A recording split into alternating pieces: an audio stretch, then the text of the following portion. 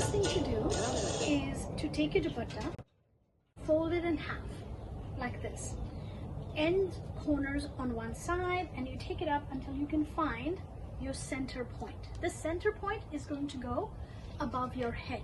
So this center point, in order for you to put this above your head, first thing you want to do is you want to use 3 safety pins.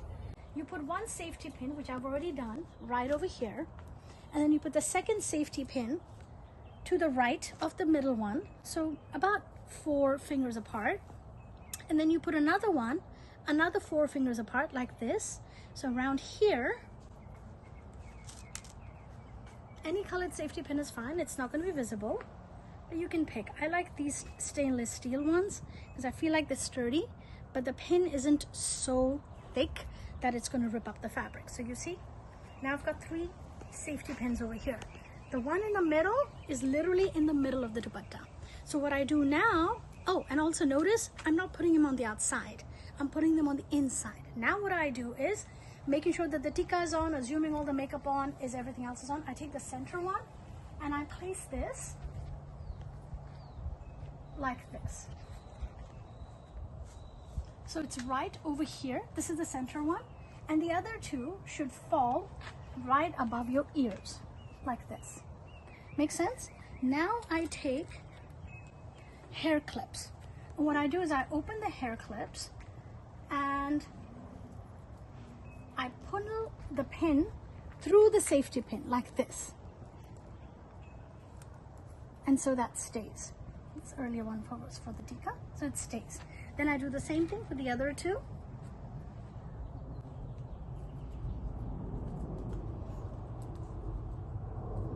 And then one over here.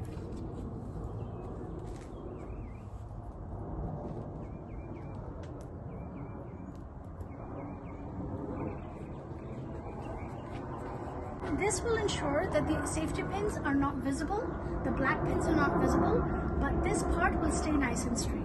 If you can turn around. Now, you don't want all of your dupatta to feel really heavy on your head. So next thing you do is these 2 sides here, you pin them to the outfit. Make sure you don't pin them absolutely straight. You want to leave a little bit of fabric like this, so that if the dancer puts their hands up, it doesn't feel too stretched over here and doesn't put unnecessary pressure over here. So I just leave a little bit of a fabric so it gives them a little bit of a circle.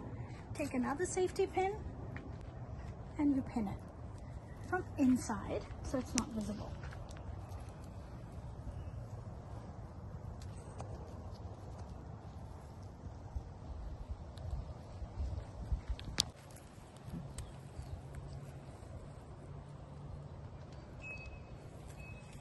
After you've done the head, the shoulder, you want to look at this fabric over here. Now, we do have a belt that's going to go around. I like to have this belt, once it's placed, underneath the chunni. So when you're taking your circles, the chunni is visible and this end of the belt is not visible.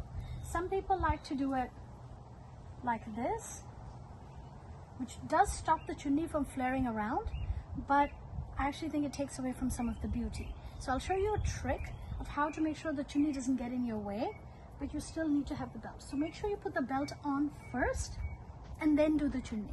Once you've already done the chunni, then it's a little hard to do the belt. So here's your belt. Now this chunni piece over here, you want to pin this to the skirt.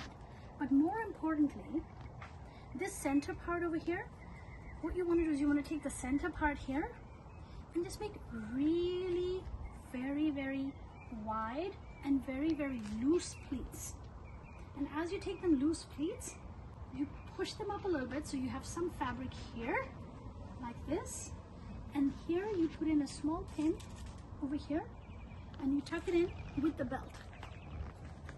So over here, that way this area here isn't going to go on the floor. You've given it a little bit of a height by giving it a little balloon feel here, falls down here. If the chunni is really long, you could do a pleat here if needed, but this chunni will overall then just flare up. So see, a small little pleat right there is good enough.